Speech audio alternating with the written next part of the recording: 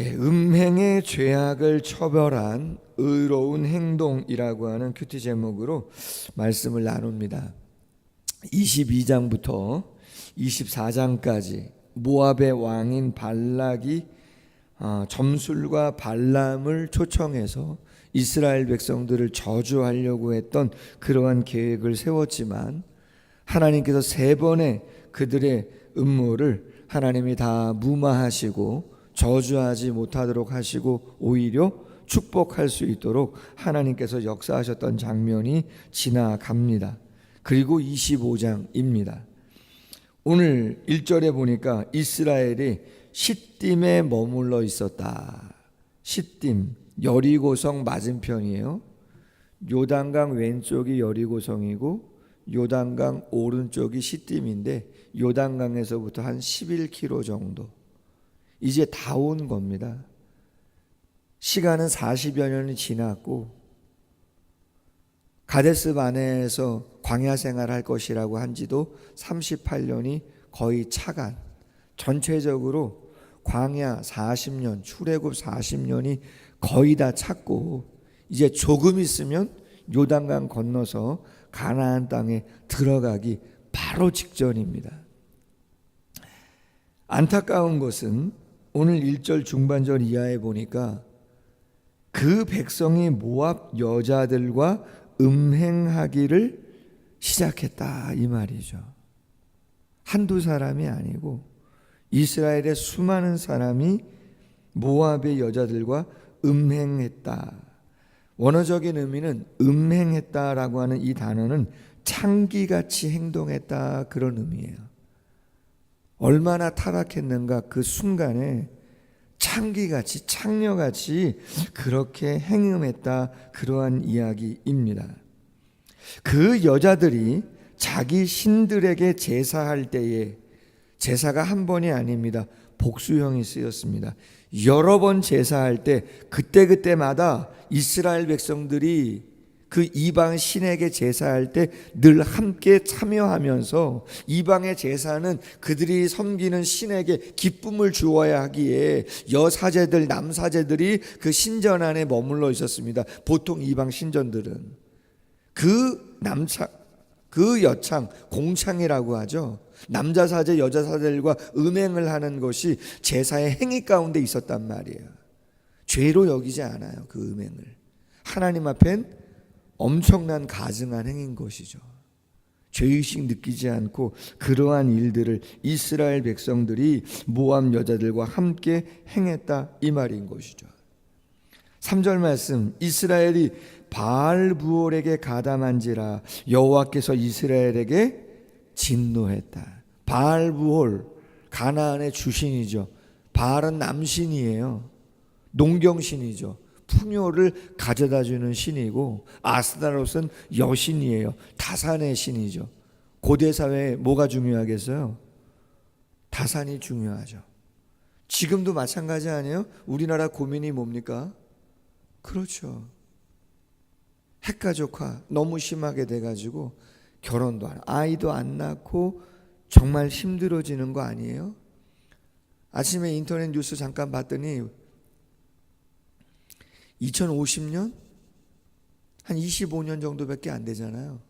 태어나는 아기가 태어나자마자 본인이 부담해야 되는 부채가 8,600만 원 정도 되고요. 금방금방이더라고요. 우리 부채가 뭐 얼마요?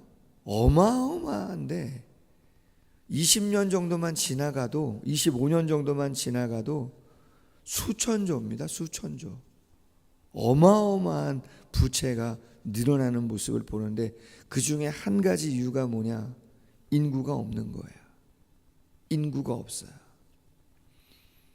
바알, 아스타롯 농경신이고 다산의 신인데 그 모압 여인들이 사람들이 섬겼던 그 신을 이스라엘도 그대로 섬긴다는 거예요. 여러분 이게 그냥 거리감이 좀 있잖아요. 우리는 이방의 우상을 절하지 않고 음행하지 않는데 뭐 지금 우리와 그렇게 무슨 상관이 있는가 하지만 어제 말씀 나눴지만 여리고로 내려가던 강도 만난 자가 어떤 자인가 다음 세대 자녀들의 세대에 대한 지금의 영적인 모습을 생각해 보면 그들이 무슨 뭐 우상 앞에 절하거나 우상을 믿지는 않지만 여러분 우상이 뭡니까? 하나님 앞에서 영적인 우상이 하나님보다 더 사랑하는 게 우상 아닙니까? 하나님보다 더 중요하게 생각하는 거 예배보다 더 중요하게 생각하는 그 무엇 저 지금도 모릅니다. 확인도 안 해봤지만 뭐 독수리 오영제 뭐 이런 게 있어요? 있으면 드라마입니까? 전 잘 모르는데 드라마를 잘 안 보기 때문에 정말 독수리 오영제가 예배보다 중요하다면 우상이죠. 그렇잖아요. 정말 피치 못할 사정이 있다 그러면 이해할 수 있는 거죠. 그러나 교회의 존재 이유가 예배가 존재 이유고 하나님이 우리를 지으신 이유가 이사야 7장 21절 말씀에 정확히 이야기하는 것처럼 하나님을 찬송하게 하는 것이고 하나님의 영광을 위해서 우리를 지었다고 한다면 우리의 존재 이유가 그것이라면 예배보다 더 중요한 것은 없는 것이죠. 그냥 지식이 아니고 삶이어야 되는 것이죠. 우리도 우상 숭배하고 있는 거예요. 어제 저녁 시간에 우상 숭배 하셨다고도 볼 수 있는 거예요. 우리의 자녀들이 성공지상주의, 물질 만능주의, 극단적인 이기주의 수많은 것에 상처받고 하나님으로부터 멀어지는 안타까운 가운데 있는 거죠.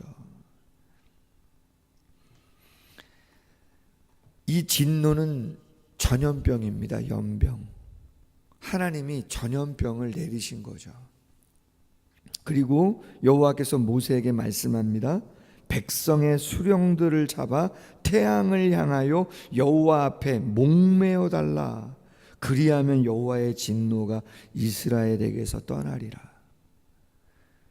여러분, 얼마 전에 우리 말씀 나눴잖아요. 발람이 그렇게 발락에 사주해가지고 이스라엘 백성들을 저주하려고 해도 하나님이 어떻게 했어요? 다 막았잖아요. 따라가지도 말아라. 저주하지도 말아라. 이 백성은 복받은 자들이다. 내가 복을 주려고 아예 작정한 자들 아니냐. 그렇게 말씀했어요. 나는 후회하지 않는다. 난 거짓말하지 않는다. 난 포기하지 않는다. 내가 저들 가나안 땅 들어가도록 약속했는데 그들이 죄를 지었다 할지라도 나는 절대로 포기하지 않고 그들을 끌어안고 가겠다. 누가 말씀하셨어요? 하나님이 말씀하셨잖아요. 근데 오늘 본문에서는 왜 이러시는 거예요? 여러분, 남녀가 사랑하는데 남녀가 사랑합니다. 가정을 꾸렸습니다. 어제 목사님 말씀하셨잖아요. 누가 제일 뭐라고 말씀하셨어요? 남편을 제일 사랑하냐, 뭐 아내를 제일 사랑하냐, 누굴 제일 사랑하냐 얘기했잖아요. 뭐 저희 집사람이 저한테 묻던데요. 예배 끝나고 집에 들어갔는데 얘기했냐고. 잘 안 보이잖아요. 나무가 가려서. 했다 그랬죠. 할렐루야. 여러분, 어쨌든 가장 사랑한다고 이야기하고 그렇게 해야죠. 아멘. 근데 만약에 내가 사랑하는 사람이 다른 사람을 사랑해, 공공연하게 그걸 그렇게 해, 여러분 사랑할 수 있는 겁니까? 되지 않는 이야기인 것입니다. 그건 사랑이 아닌 것이죠. 받아들일 수가 없는 것입니다. 근데 여러분, 재미난 게 있어요. 음행은 누가 했을까요? 음행은 백성들이 했어요. 대체적으로는. 근데 누구를 목매어 달라 그러는 거예요? 목매어서 달라 그러는 거예요. 수령은 지도자들을 말하는 겁니다. 리더들을. 뭔가 좀 안 맞지 않아요? 오늘 5절 보세요. 모세가 재판관들에게 말합니다. 바알부올에게 가담한 사람들 죽이라 그런 거예요. 모세는. 그럼 하나님은요? 하나님은 지도자들을 목매어 달아라. 그럼 내 진노가 수그라들 것이다. 그렇게 얘기하시는데 모세는 수령들을 잡아 목매어 달라는 것이 아니라 거기 가담한 사람들을 목매어 달라는 것입니다. 객관적으로 이성적으로 생각하면 모세가 맞는 것 같은데 하나님은 왜 지도자들에게 중한 벌을 내리시냐고요. 책임이 있어요. 영향력이 있어요. 단돌이 누가 해야 돼요? 단돌이를 수령이 해야죠. 어려운 얘기들입니다. 할 얘기가 많습니다. 짧은 시간에 못합니다. 지도자가, 리더가 그래서 어려운 거예요. 내 하나의 일로 끝나지 않아요. 교회가 힘들어지는 거, 목사 흔들면요 교회 어려워져요. 중직자들이 어려워지죠, 교회 어려워져요. 왜요? 맡은 바가 중하기 때문에, 그 영향력이 크기 때문에 그런 것이죠. 아니나 다를까 오늘 말씀 보시면 이스라엘의 한 사람이 많은 사람들 보는 앞에서 미디안의 여인을 한 명 데려다가 동침하잖아요. 지금 하나님의 진노 속에서 많은 사람이 전염병으로 죽어가고 있는 상황인데 하나님의 진노가 임해가지고 그런 엄청난 일이 막 벌어지고 있는데 24,000명이 전염병으로 다 죽어가고 있는 상황인데 남모날라 하고 한 사람이 이방 여인을 자기 집에 데리고 와서 동침한단 말이에요. 대놓고. 근데 그 사람이 누구라는 거예요? 지금 오늘 말씀 14절 하반절에 보니까 14절 이렇게 말합니다. 죽임을 당한 이스라엘 남자 미디안 여인과 함께 죽임을 당한 사람의 이름은 시므리니 실루의 아들이요 시므온의 조상 가문 중 한 지도자이며, 이렇게 돼 있잖아요. 정신 못 차린 거죠, 아직도. 그래서 어떻게 해요? 7절 말씀에 보니까 대제사장 아론의 손자 엘르아살의 아들 비느하스가 의분이 일어났죠. 그래서 어떻게 해요? 막대기를 가지고 그 동침하고 있는 그 천막에 들어가 가지고, 잔인하지만 우리가 보면 잔인한 살인가잖아요. 근데 하나님이 책망합니까? 아닙니다. 잘했다고 이야기합니다. 왜요? 그건 의분이기 때문에. 성전에서 비둘기 팔고 염소 팔고 돈 바꾸면서 그 이득 챙겼던 상 뒤엎으신 예수님의 의분이라 그러잖아요. 이스라엘 백성들을 타락으로 우상으로 물들이는 그 악한 자들을 징벌한 것이죠. 하나님이 말씀하잖아요. 내 질투심으로 질투하여 이스라엘 중에서 내 노를 돌이켜서 내 질투심으로 그들을 소멸하지 않게 하였도다. 10절 말씀에 얘기합니다. 24,000명이 아니라 24만 명, 그 이상도 더 죽을 수 있는 것을 비느하스가 대놓고 죄 짓는 그들 징벌함으로 하나님의 노를 잠잠케 했다. 여러분, 몇 가지 묵상할 수 있어요. 성도는 정말 늘 깨어 있어야 됩니다. 지금 어디까지 왔다고요? 11km 돌아 40년 돌아 이제 요단강 바로 앞에 온 거예요. 목적지가 바로 앞이에요. 이게 다 온 거예요. 근데 거기서 음행을 행하고 죄악을 저지르면서 하나님의 진노를 당한다고요. 이 정도면 됐지, 이제 조금 숨 돌릴까 하는데 참 사탄은 그 틈을 노려요. 쉽지 않아요. 누가 더 조심해야 된다고요?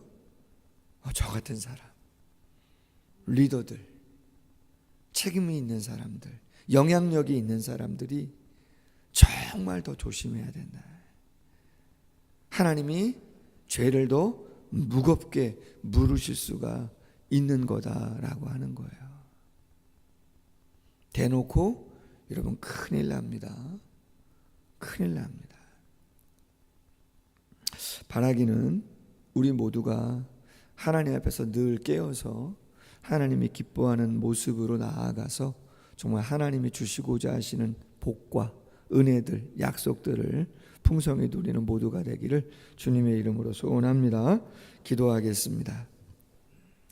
하나님 아버지, 끊임없이 어려운 일이 생깁니다. 다 된 것 같은데, 이제 목적지에 다 온 것 같은데 어떻게 이런 안타까운 일들이 벌어지는지 하나님이 진노하십니다. 모세가 두려웠나 봅니다.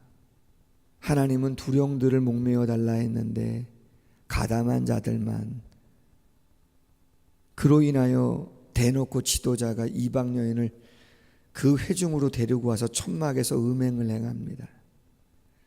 다행히도 비느하스가 의분해 그들을 처단합니다.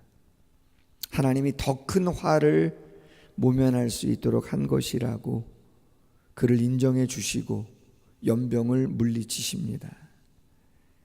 많은 것들 생각하게 되어집니다.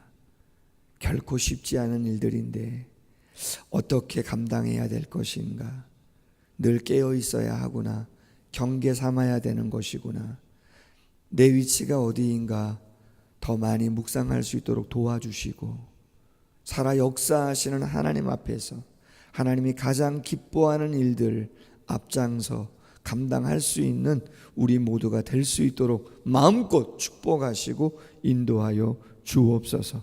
감사하며 예수님의 이름으로 기도하옵나이다. 아멘. 계속해서